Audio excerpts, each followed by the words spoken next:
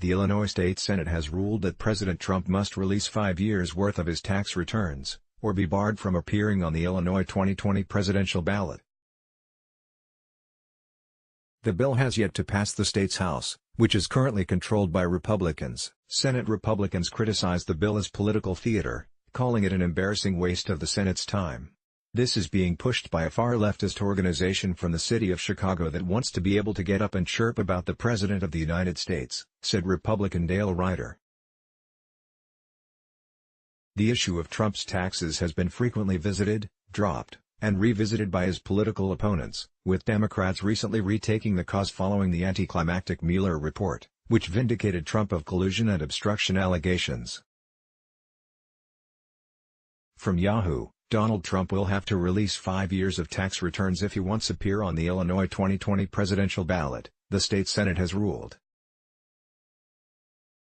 The bill, which still requires approval by the Prairie State's House of Representatives, comes amid a growing row in Washington over Mr. Trump's unprecedented refusal to make publicly available his income tax returns. The U.S. Treasury ignored a congressional deadline to release the documents earlier this week.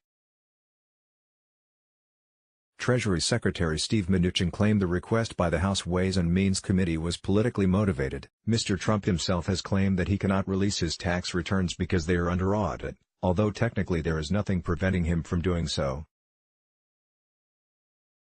In Illinois, the bill would need to be signed into law by Democratic Governor J. Robert Pritzker, if it passes through the House, which is also controlled by Mr. Trump's political rivals. Mr. Pritzker is yet to take a public stance on the issue.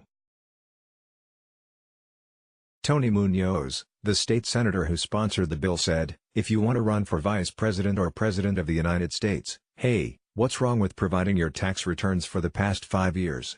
The veteran Democrat added, "If you've got nothing to hide, you shouldn't worry about anything." That's how I see it. But the move drew complaints from Republicans in the Senate.